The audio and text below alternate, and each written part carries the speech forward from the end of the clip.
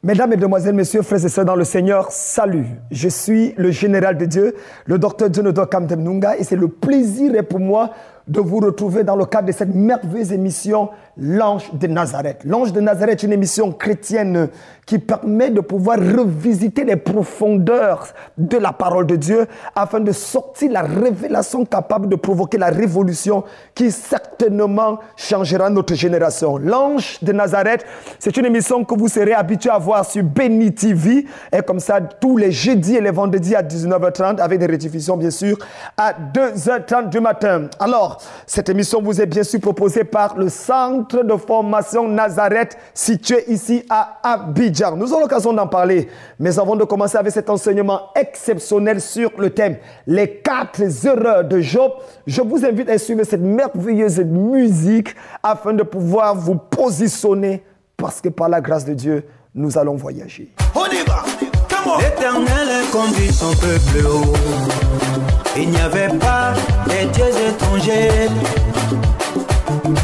Il a fait monter sur les hauteurs du pays. Israël a mangé les fruits et les champs. Il a sucé le miel du rocher.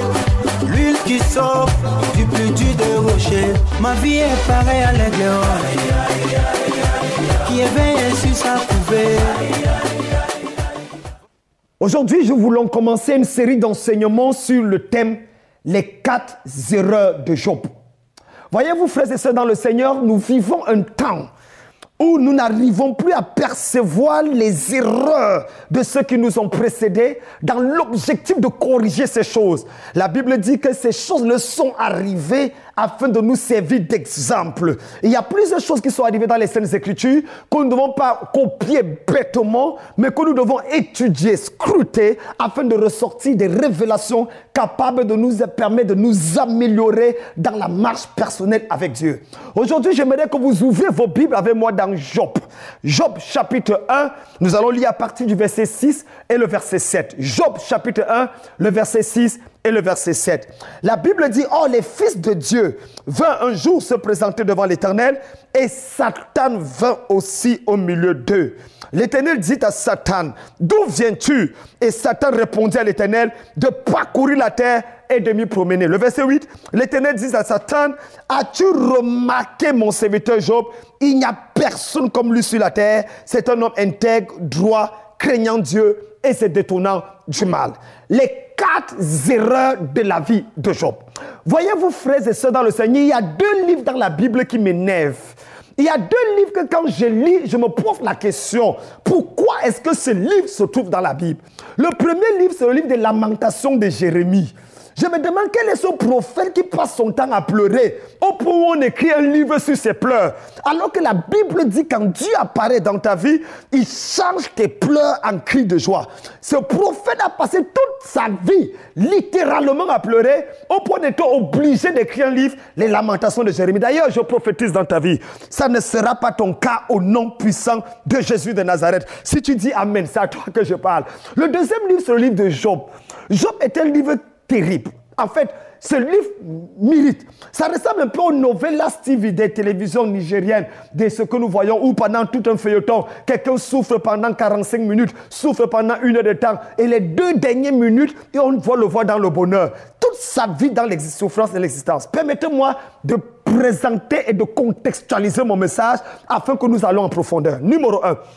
Il faut comprendre que la Bible, qui est composée de 66 livres, est un livre unique. C'est une bibliothèque de livres. Nous avons les 5 premiers livres appelés la Pentateuque. Après la Pentateuque, nous avons ce que nous appelons les livres historiques. Après les livres historiques, nous avons ce que nous appelons les livres poétiques. Après les livres poétiques, nous avons ce que nous appelons les livres prophétiques. C'est avec ça que les 39 livres de l'Ancien Testament sont achevés.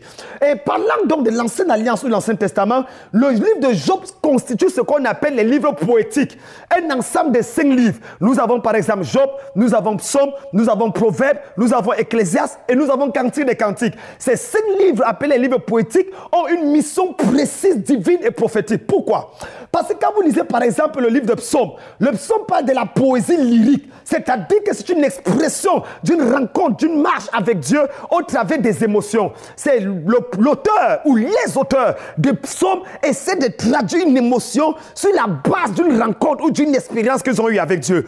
Lorsque nous avons le livre de Proverbes, il s'agit ici d'une poésie didactique. C'est-à-dire qu'il y a un enseignement, il y a une instruction qui doit être donnée dans l'objectif de pouvoir permettre à celui qui le lit ou à celui qui écoute de ne pas commettre les mêmes erreurs que les autres ont commis. Et nous avons enfin le livre d'Ecclésiaste qui s'agit d'une poésie philosophique. C'est-à-dire, Ecclésiaste va dire vanité de vanité, tout est vanité et poursuit de vent sur la terre. L'objectif ici, c'est de faire comprendre le sage, le fou, le riche et le pauvre. En fait, l'être humain n'est rien devant le Créateur, devant Dieu. Et c'est pour ça d'ailleurs que Salomon, qui est le plus sage ou le plus grand philosophe de la Bible, va définir un certain nombre de principes dont nous parlerons dans les prochaines émissions. Nous avons Cantique des Cantiques, qui est le dernier livre des poétiques, de ce que j'appelle livre poétique. Il s'agit bien sûr d'une poésie romantique.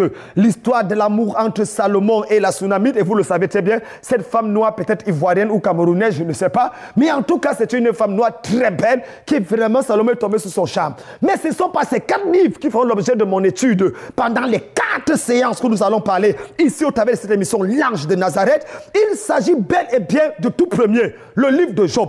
Si le livre des Psaumes parle de la poésie lyrique, Proverbe parle de la poésie didactique, Ecclésiaste parle de la poésie philosophique, Cantique des Cantiques parle de la poésie romantique, Job parle de quelle poésie? Eh bien, Job parle de la poésie existentielle. Vous savez, aujourd'hui, beaucoup de personnes en parlant de Job et des prédicateurs qui souffrent de ce que j'appelle le sida spirituel, c'est-à-dire le syndrome d'ignorance démoniquement acquise, et disent que le livre de Job, c'est le livre de la souffrance. C'est faux. La problématique du livre de Job n'est pas basée sur la souffrance. La problématique du livre de Job est basée sur la souffrance du juste. Donc la question sous-jacente n'est pas pourquoi l'homme souffre, mais la question du livre de Job, c'est pourquoi le juste souffre. Comment je peux être chrétien et je souffre? Comment je peux aimer Dieu, me marier, je n'ai pas d'enfant? Comment est-ce que je peux servir Dieu, payer ma dîme? Comment je peux être fidèle à l'église et la pauvreté et l'endettement s'abattent sur moi comme un fléau? Comment expliquer que j'enseigne la bonne lecture, la droiture à mes enfants, mais ils deviennent des drogués, ils deviennent des gens qui ne veulent pas servir Dieu? Il y a anguille sous roche, il y a un problème quelque part. Donc Job va présenter un problème existentiel, le problème que tu traverses, le problème que ton voisin traverse. Je vais te choquer. Même le problème que ton pasteur traverse, un problème existentiel. Comment je sais Dieu et je ne vois pas les résultats de mon service? Pourquoi je regarde ma vie? Ça ne ressemble pas à ce que Dieu a dit. Il dit dans sa parole, je connais les projets que j'ai formés pour vous, dit l'Éternel, projets de paix et non de malheur, pour vous donner un avenir et de l'espérance. D'ailleurs, ce n'est pas pour rien que Dieu a permis que sur Béni TV, nous ayons cette émission L'Ange de Nazareth. Parce que là où on a dit que rien de bon ne peut sortir de ta vie, je viens t'annoncer, prépare-toi à jubiler, prépare-toi à festoyer, prépare-toi à témoigner, parce que le Dieu du ciel, le Dieu qui dit et la chose arrive, est sur le point de parler dans ta vie. Job donc parle de la poésie existentielle. Il s'agit de la question pourquoi le chrétien souffre, pourquoi est-ce que le chrétien est malade et il meurt de maladie, pourquoi est-ce que je sais Dieu et je ne vois pas les résultats, les bénéfices, les récompenses de ce service. Alors, l'histoire est simple. Lorsque je lis Job, j'ai envie de jeter ma Bible. Quand je lis Job, j'ai des questions que je veux poser à Dieu. Dieu, il n'y a personne sur la terre qui en ce temps-là était aussi saint que Job. En fait, Job est le premier pape pentecôtiste évangélique qui devait exister. Parce que le gars ne confessait pas seulement ses péchés, mais il confessait même les péchés qu'il n'a pas commis. La Bible dit que Job confessait même les péchés qu'il se disait avoir commis, et les péchés de ses enfants, et même les péchés qu'il pensait que ses enfants avaient commis. C'était la porte de la sainteté, de la consécration. En fait, Job croyait tellement à la sainteté, et il est basé sur le fait que, puisque je suis saint, le diable ne peut pas me toucher. Erreur. Ah, ce n'est pas parce que tu marches dans la sainteté que tu es sous l'abri du diable. C'est le sang de Jésus qui te protège. Ce n'est pas ta sainteté, ce n'est pas ta justice. Tu peux être droit comme une aiguille, mais le diable t'attaque et te touche. Job va nous le prouver. La Bible dit donc que Job marchait et craignait Dieu, mais malheureusement pour lui, à un moment précis, les fils de Dieu sont venus pour rencontrer Dieu. Et la Bible dit Satan était là, mais Job n'y était pas. Première erreur.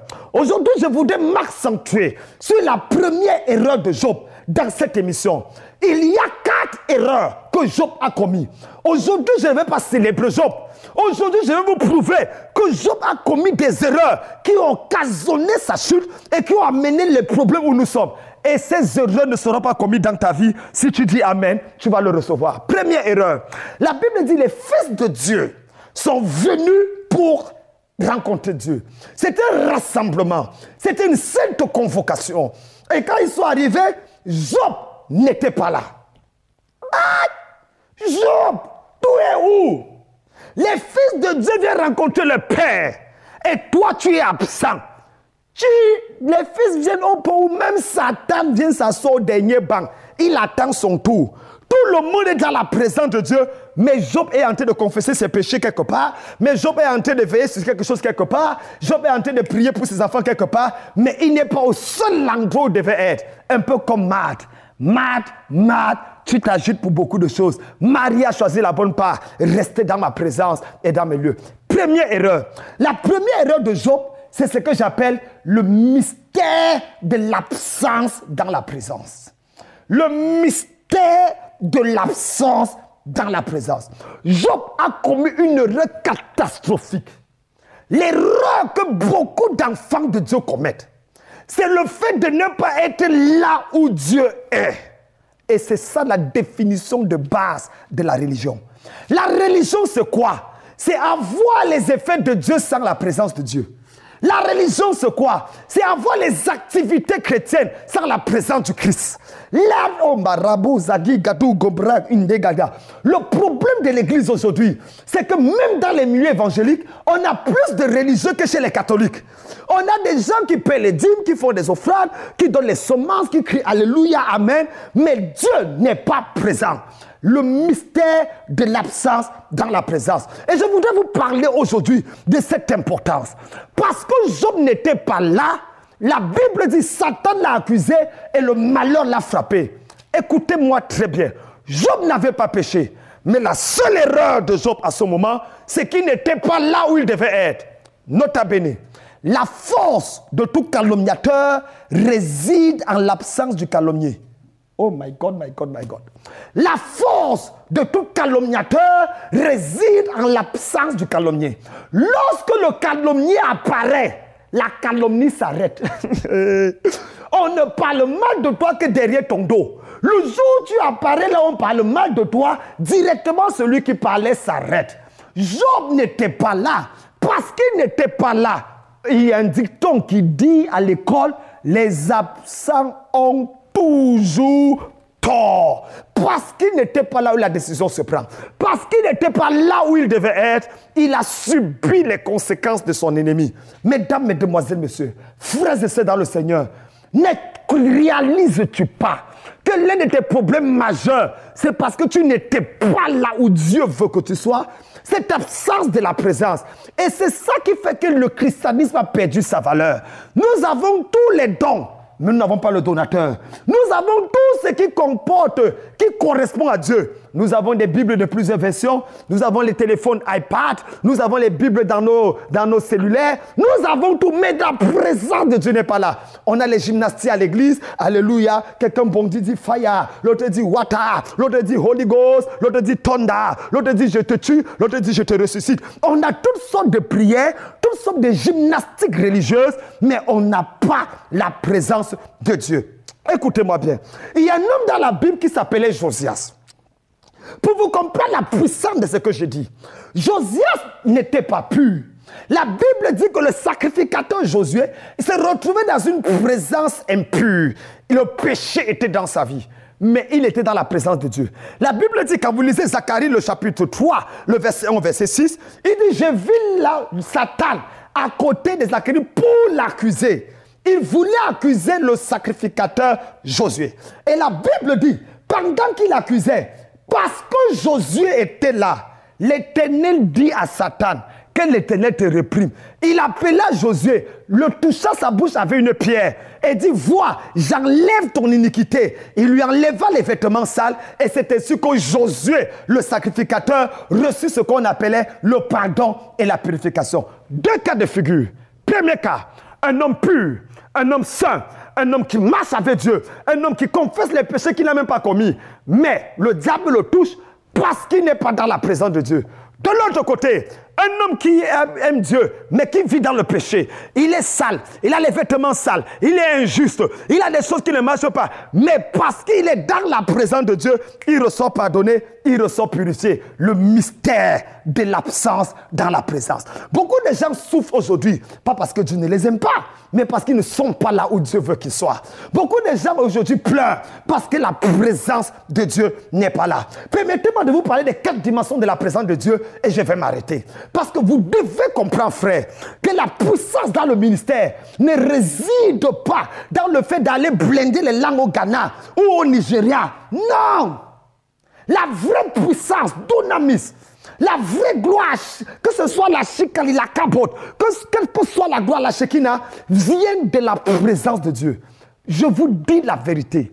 L'église francophone, en Côte d'Ivoire, en Afrique francophone, a perdu ses repères à cause de l'absence de la présence. Ça ne suffit pas de venir faire des miracles. Que les boîtes marchent, que les paralytiques voient. Je l'ai fait en Haïti, 45 000 personnes, il y a de cela 2 mois. Ça ne suffit pas de manifester la puissance de dire ton soutien c'est tel numéro, ta culotte à quelle couleur, ton téléphone c'est ceci. Même le marabout du village le fait. Mais quand quelqu'un entre quelque part, ce qui m'influence, ce qui m'étonne, ce qui me bénit dans la vie de la personne, c'est la quantité et la qualité de présence de Dieu qui transporte. Ce n'est pas sa capacité à voir ce que les autres ne voient pas. C'est sa capacité à porter Dieu. Ce qu'on attend d'un homme de Dieu. Lorsque Moïse est mort et que Josué devait prendre la relève, la Bible dit que les anciens sont venus voir Josué et lui ont dit, nous sommes prêts à faire exactement tout ce que tu demandes. Mais à une seule condition, daigne l'Éternel ton Dieu être avec toi comme il a été avec Moïse. Il n'a pas dit nous voulons voir les miracles que Moïse a fait. Ils n'ont pas dit nous voulons voir les prodiges que Moïse a fait. Non, tout ce que nous voulons, c'est que tu transportes la présence de Dieu. L'une des erreurs que nous avons dans l'église, c'est des pasteurs qui ne portent plus la présence de Dieu. Des anciens qui ne portent plus la présence de Dieu. Des bishops qui portent les soutanes et les trucs catholiques. Vous savez, quand l'homme de Dieu commence à devenir compliqué, avec des habillements tels que des grosses croix, quand un homme de Dieu commence à porter des choses bizarres, vous sentez qu'il y a un vide à l'intérieur qu'il essaie de combler, mais qu'il utilise les apparences pour combler cela. Porter Dieu, c'est très important dans le ministère. Et cette présence est capitale et déterminante. Le monde ne flébrira pas. Le monde ne fléchira pas le genou si nous ne portons pas Dieu. Frère, nous sommes fatigués des manigances. Écoutez, on peut tricher avec les humains, mais on ne triche pas avec le spirituel. Il y a des choses, quand Satan nous regarde, il sait que celui-ci est un blagueur, celui-ci est un plaisantin, et celui-ci est un gars sérieux. On ne triche pas avec ces choses. Tout ce qu'on demande à un homme de Dieu, transporte Dieu. Quand tu parles, que le monde spirituel soit secoué. Quand tu parles, que ça arrive. Je ne reconnais pas un homme de Dieu par sa capacité à dire des choses. Je le dis, je suis un voyant, je suis un prophète. Mais on reconnaît un homme de Dieu par les résultats qu'il produit. Oh my God, my God, my God. Qu'après avoir parlé, qu'est-ce qui se passe? Est-ce qu'il y a un tsunami spirituel? Est-ce qu'il y a un cataclysme dans le monde satanique? Il y a 4 types de présence. Ce n'est pas tout le monde. Ce que nous appelons la présence de Dieu, c'est l'élément capital. Quand vous lisez la Bible, dans 1 Chronique chapitre 13, le verset 14, la Bible fait clairement comprendre que la présence de Dieu attire des bénédictions incroyables. 1 Chronique chapitre 13, verset 14. Dans Exode 33, le verset 14 et verset 15, Moïse est sur le point de partir. Et ça, c'est une parole choquante pour les pasteurs. Écoutez-moi. Moïse est en train d'amener le peuple dans la terre promise. Pendant qu'il y va, oh my God, my God, Dieu lui dit, qu'est-ce que tu veux? Il dit, Seigneur, je veux ta présence. J'ai une question à poser à Moïse. Exode 33. Moïse, j'ai dit, tout les miracles que tu as fait là, dont la présence de Dieu n'était pas là, j'ai failli attraper crise cardiaque. Jusqu'à ce que je vais dans le Nouveau Testament et que je découvre qu'il est écrit par la bouche de Jésus lui-même. Plusieurs me diront à ce jour, n'avons-nous pas fait des miracles en ton nom? N'avons-nous pas chassé des démons en ton nom? N'avons-nous pas prophétisé en ton nom? Et je leur dirai, je ne vous ai jamais connu. Éloignez-vous de moi, vous qui commettez. Il est possible de manifester la puissance de Dieu sans la présence de Dieu. C'est un choc que nous parlerons un de ces jours. Alors, la présence de Dieu est fondamentale. Je veux ta présence. Dans Psaume chapitre 16, le verset 11, il dit, dans sa présence, il y a la plénitude de joie. Très rapidement, nous avons plusieurs types de présence. Nous avons ce qu'on appelle l'omniprésence de Dieu. L'omniprésence de Dieu, ça veut dire Dieu est partout à la fois. La Bible le dit dans 1 Jean 4, verset 15, 2 Corinthiens chapitre 5, l'omniprésence de Dieu. Où irais-je que je ne vois pas ton visage? Où me cacherais-je loin de ta face? Jérémie 23, le verset 24. Nous avons le deuxième niveau de présence. Et le premier niveau, la clé de l'omniprésence de Dieu, c'est le bon sens. Juste un bon sens. C'est l'insensé qui dit dans son cœur, il n'y a pas de Dieu. Quand je regarde les ouvrages de tes mains, la lune, les étoiles, qu'est-ce que l'homme? Enfin, on célèbre Dieu.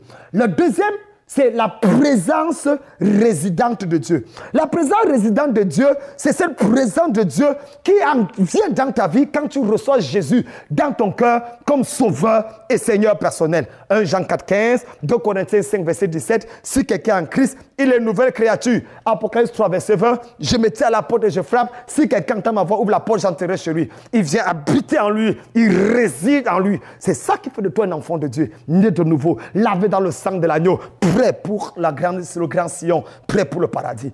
Le troisième niveau, c'est ce que j'appelle la présence manifeste de Dieu. La présence manifeste de Dieu, c'est cette présence de Dieu qui est déclenchée par le fruit des prières, des jeûnes et de l'investissement dans sa présence. Et ça, c'est très important. À ce niveau, il s'agit de manifester qui est Dieu. Quand vous lisez la Bible dit, voici le premier miracle que fit Jésus. Il manifesta sa gloire et ses disciples crurent en lui. Le mot manifester vient du mot grec epiphaneo, qui veut dire fait apparaître au travers des rayons lumineux quelque chose qui était caché. Et enfin, nous aurons l'occasion d'en parler, je vais très rapidement, nous avons ce qu'on appelle la présence glorieuse de Dieu. Ça, c'est le top des tops. La présence glorieuse de Dieu, c'est cette présence qui transporte la gloire de Dieu. C'est le besoin de l'heure aujourd'hui. Pas des gens puissants, mais des gens glorieux. L'Église n'a pas besoin de puissance. L'Église a besoin de gloire. C'est cette présence que nous avons besoin en ces derniers temps. Et c'est pour ça qu'au niveau du centre de formation Nazareth, nous travaillons d'arrache-pied pour développer dans la vie des leaders, des pasteurs, des dirigeants, des hommes et des femmes qui transportent la gloire de Dieu en découvrant les mystères de la parole et en les développant dans leur propre vie afin d'être des signes et des témoignages pour cette génération. Mesdames, Mesdemoiselles, Messieurs, c'était juste la première erreur qui a été commise par un homme appelé Job. Demain, à la même heure, nous parlerons de la deuxième erreur. Que Dieu vous bénisse.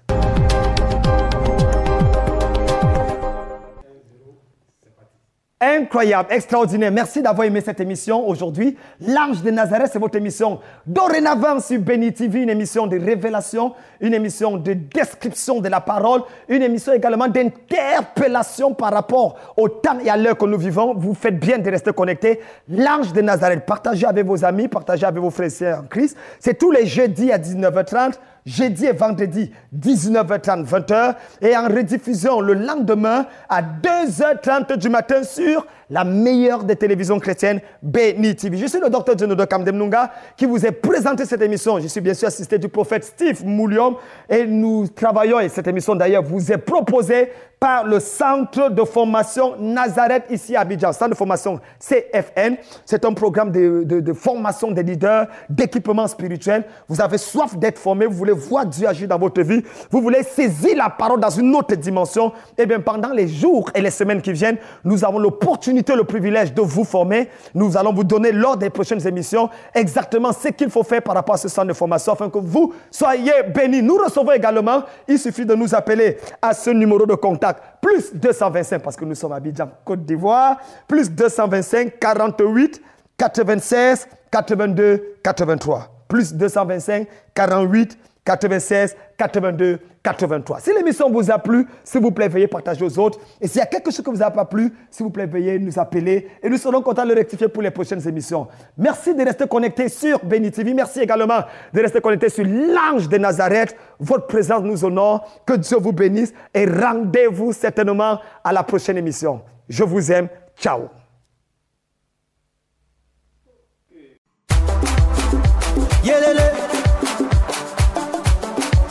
Alléluia. Que tous ceux qui respirent louent le Seigneur Jésus-Christ de Nazareth. On y va. L'Éternel conduit son peuple haut. Il n'y avait pas des dieux étrangers.